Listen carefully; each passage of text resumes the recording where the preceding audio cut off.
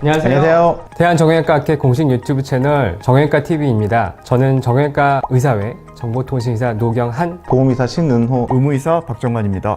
저희가 첫 순서로 준비한 주제는 정형외과, 말 그대로 이제 정형외과에 대한 좀 얘기를 해보려고 합니다. 일반 사람들이 궁금하신 것도 있을 거고, 어떻게 하면 정형외과 의사가 되는지, 정형외과 의사가 되고 나서 또 어떤 역할을 하는지, 또 현재 어떤 식으로 좀 그 운영을 하고 있고, 또 진료를 하고 있고, 또 국민 건강을 이렇게 증진시키기 위해서 노력을 하는지에 대해서 이야기를 해보려고 합니다.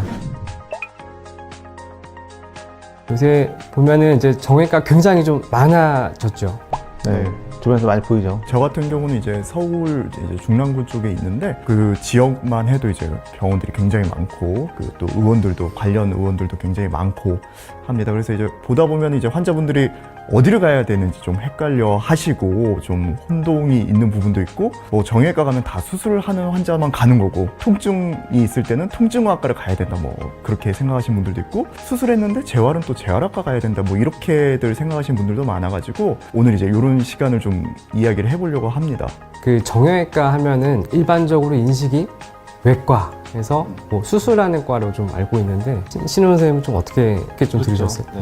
저도 이제 정형외과 의사가 된 후에 주변에서 이제 반응들이 수술 많이 하세요, 뭐 아니면 이제 수술하는데 힘드시겠어요 라고 말씀을 많이 하시는데, 꼭 수술을 하는 것뿐만 아니라 우리가 근골격계를 통틀어서 통증부터 재활까지 다 알고 있는 게 사실 정형외과거든요. 저희가 수술부터 수술 후 재활까지 다 교육을 받고 나오기 때문에, 그래서 이러한 오해를 푸는 시간이 되었으면 좋겠습니다. 수술은 해도 뭐 아프기만 하고, 수술을 하는 거는 좀 나쁜 치료, 그리고 무조건 비수술로 하는 게 좋은 치료, 광고를 좀 많이 본 것 같아요. 외과를 전공했던 사람으로서 좀 억울한 면도 있는데, 좀 이 부분에 대해서는 어떻게 생각을 하세요?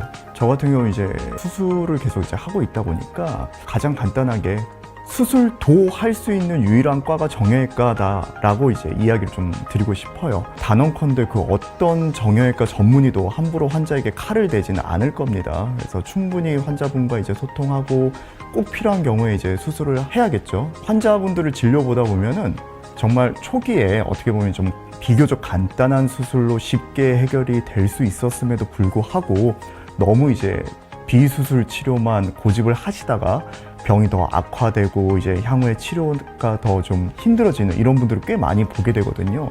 꼭 필요할 때는 환자분에게 이제 이건 수술을 하셔야 됩니다 라고 말을 해줄 수 있는 정형외과 전문의가 존재가 꼭 필요하다, 이렇게 뭐 말씀드릴 수 있을 것 같습니다. 전공의 때 얘기를 좀 해보죠. 전공의 때 어떻게 좀 보내셨는지. 쉽진 않으셨죠? 네, 힘들죠. 그래서 뭐 100일 당직 뭐 이런 것도 있었던 것 같고. 네, 100일 당직. 네. 저희만 있었던 건 아니에요. 네, 거의 집을 못 가죠. 정형외과 처음에. 워낙 이제 환자도 많고, 저는 이제 제일 기억에 남는 거는 이제 응급실. 일단 팔, 다리, 뭐 목, 허리, 척추나 팔다리 이런데 문제가 생겨서 오면 뭐 응급실에서 이제 인턴쌤이나 이제 응급학과 전공의가 본 다음에 전부 정형외과로 호출하죠. 그 다음에 저희가 이제 판단해서 교수님들께 이제 연락을 하거나 응급수술을 준비하거나, 뭐 괜찮으신 분들은 이제 처치를 하고 이제 외래로 안내를 하고, 그런 응급실에 대한 기억이 저는 좀 많이 남는 것 같습니다. 뭐 응급실도 있지만 외래, 또 수술, 병동 환자 봐야 되고, 상처 소독이랑 또 각종 컨퍼런스 이런 것도 준비하고 그랬었는데, 뭐 모든 과 전공의들이 다 힘들겠지만 정형외과가 제일 힘든 전공의 생활을 하는 과들 중에 하나가 아닐까. 제가 입사를 할 때요, 팬티를 30장을 샀거든요. 네. 뭐 100일 당직이 아니어도 집에 못 가잖아요. 당직이 아니어도 못 가니까. 그래서 그 팬티를 아직도 입고 있습니다. 아직도 입고 있고. 수술 끝나면 한 12시 되잖아요. 그때부터 이제 병동 환자들 드레싱 해야 되고, 다음날 환자들 오도 사실 전날 내야 되잖아요. 뭐 12시에 끝나는데 어떻게 전날 냅니까? 다음날 다 아침에 내게 되고, 그런 힘들었던 과정들을 겪고 저희가 이렇게 된 것 같고. 다시 하실 수 있겠어요? 전공생활? 다시는 못할 것 같아요. 저는 그런 게 좀 생각이 나는 게, 바쁘게 뛰어다니고 있는데 어떤 과는 스케줄에 따라서 퇴근하는 친구 잘 가 이러고 나는 집에 언제쯤 갈 수 있지, 주말에나 갔었죠. 그 수술하고 있으면 잘 마취해주는 통증의학과 전공의들이 또 이렇게 옆에서 있으면은 잠깐만 좀 내 시간이 있으면 좋겠다 이런 생각도 좀 했었던 것 같고요. 같이 이제 우리 로컬에 나와서 개원하는 친구들 중에서 저한테 엑스레이 보내서 이거 골절이야? 이거 괜찮은 거야? 라고 물어보는 친구들이 많이 있습니다. 다른 과에. 직접 수술방에서 뼈도 만져봤고 근육도 만져봤고 인대도 만져봤고 다 꼬매봤고 붙여봤잖아요. 그런 경험들을 하다 보니까 아 이건 수술해야 된다, 수술 안 해도 된다, 주사 치료를 하더라도 어느 부위에 정확하게 할 수 있겠다. 그래서 그런 경험들이 여러분들에게 이제 자신 있게 치료를 권유할 수 있는 그런 힘이 된다고 믿고 있습니다. 그 정형외과 전문의가 되고 나서 군대 가게 되는데 징병이라 그래서 신체 검사를 해서 현역 복무가 적합한지 이렇게 분류를 하는 징병의도 정형외과에서 전문의 선생님들이 하고, 근데 군대 마치고 나서 펠로우를 하시는 분도 있고 개원하신 분도 있고 대학의 뜻을 품고 이제 교수님 하시는 분들도 있고, 그 다음부터 조금 다양한 것 같아요. 수술을 하는 정형외과 또 비수술을 하는 정형외과도 있고 뭐가 정답은 없죠. 그러니까 저는 이제 인천시에서 개원하고 있는데요. 근데 이제 지역 자체가 조금 도서 지역인 지역이거든요. 그래서 응급실이 없습니다, 여기. 최근에 이제 응급실을 개원할 수 있게 그 나라 사업이 있었는데 그거 제가 신청해서 했는데, 그만큼 이렇게 할 수 있는 게 다양하고 못하는 것이 없는 그런 과인 것 같습니다. 전공의 할 때 저는 이제 박사과정을 했었는데요. 그때 이제 동물 실험을 해서 논문을 하나 썼었거든요. 그게 제 박사 논문인데, 정형외과들이 뭐 수술만 하고 또는 환자만 보는 게 아니라 동물 실험 같은 걸 통해서 다양한 약물 개발이라든지 기구 개발 같은 것도 할 수 있는 과가 정형외과인 것 같습니다. 그 의학 발전이 굉장히 빠른데 특히 이제 정형외과도 굉장히 뭐 빠르죠. 뭐 기구도 많이 개발이 되고 뭐 수술 기법이나 이런 것들도 많이 개발이 되고 약도 뭐 마찬가지고요. 환자분들이 이제 점점 통증이 없는 삶을 이제 원하는 그런 니즈가 강하기 때문에 그거에 이제 따라가야죠. 그러다 보면은 뭐 개원 가든 대학이든 계속 이제 최신 지견을 쫓아가야 되고, 각종 학회나 컨퍼런스, 논문 이런 자료들도 좀 찾아봐야 되고요. 특히 우리나라 정형외과 교수님들께서 굉장히 열심히 하셔가지고 제가 알기로는 SCI 논문이 굉장히 많이 나오는 나라 중에 하나죠, 우리나라가. 그런 좋은 환경에서 우리나라는 이제 뭐 환자분들이 이제 진료를 받고 있다라고 뭐 자신 있게 제가 말씀드릴 수 있을 것 같습니다. 정형외과 전문의를 어떻게 하면 좀 찾을 수 있을까요?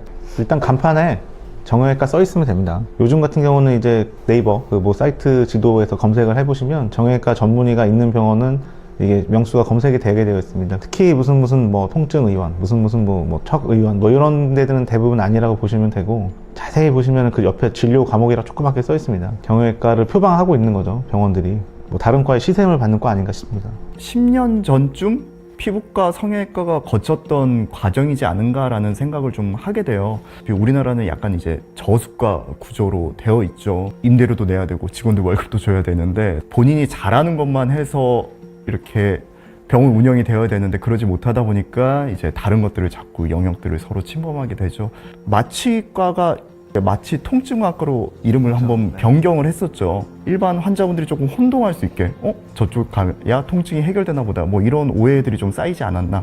그 일반 의사 면허를 가지고 있는 분들이 의료 영역에 대한 모든 진료 행위를 할 수 있는 것들은 불법인가요? 의사 면허 자체가 모든 의료 행위를 할 수 있는 거죠. 그러니까 그런 분들이 그런 걸 하시는 게 절대 불법은 아닌데, 어떻게 보면 타과 영역을 침범하는 그런 건데, 내가 잘하는 것만 해서는 병원 운영할 수가 없으니까 이제 이것도 하고 저것도 하고, 그 중에서 이제 고령화 사회 오면서 이제 근골격 질환이라든지 만성 통증 호소하시는 분들이 워낙 많으니까 뭐 자연스럽게 사실은 그쪽으로 넘어가는 게 아닌가 싶습니다.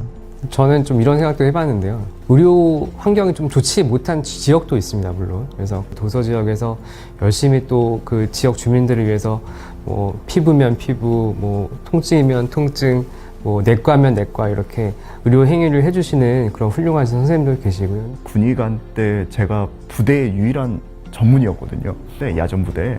한 2,500명 뭐 이 정도 돼요. 우리 인턴만 마친 군의관들이 한 3명 있긴 했는데, 전문의가 저 혼자이다 보니까 정형외과 전문이니까 정형외과만 내가 진료한다 이게 안 되잖아요. 눈이 아파서 오는 친구도 있고 감기에 걸려서 오는 친구도 있고, 제가 치료하는 게 다 불법은 아니죠. 하지만 이제 학생 때 책으로만 배웠거든요. 이제 임상 경험이 없는 상태죠. 안과 친구, 이비인후과 친구한테 물어봐서 야 이렇게 치료하는 거 맞냐 하면서 치료하고, 혹시라도 의심스럽거나 하면 이제 다른 곳에 보내고 뭐 그렇게 했던 것 같아요. 모든 과들이 다 마찬가지일 거예요. 자신의 전문 분야에 대해서는 이제 자부심도 있고, 가장 잘하는 분야를 진료를 하고 그것만으로 또 이제 병원 운영도 잘 되고 뭐 이런 환경이 조성되는 게 뭐 1번일 것 같고요. 그런 것들이 이제 환자들에게 피해로 돌아가서는 안 되지 않을까라는 생각을 요즘 좀 많이 하고 있습니다. 군의관한테 사고 치신 거 아니죠? 예, 다행히 큰 문제 없이 잘 마무리했습니다. 정형외과는 아셨으면 좋겠는 게 꼭 수술만 하는 과는 아니고 비수술부터 수술까지 다 전체적으로 아울 수 있는 그런 전문가들이라고 생각하시면 되겠습니다. 다니시고 있는 병원이 과연 어떤 선생님들이 자기 진료 받았는지 한번 찾아보시고, 만약에 잘 안 맞는 부분이 있었다고 하면은 다시 한번 정형외과 전문의에게 진료를 받아보길 권유해드리고 싶습니다. 생각보다 많은 시간 동안 얘기를 한 것 같습니다. 오늘 이렇게 먼 길 나와주셔서 감사하고, 도움이 되셨다면 구독, 좋아요. 알림 설정 부탁드리겠습니다. 지금까지 정형외과 TV였습니다. 감사합니다.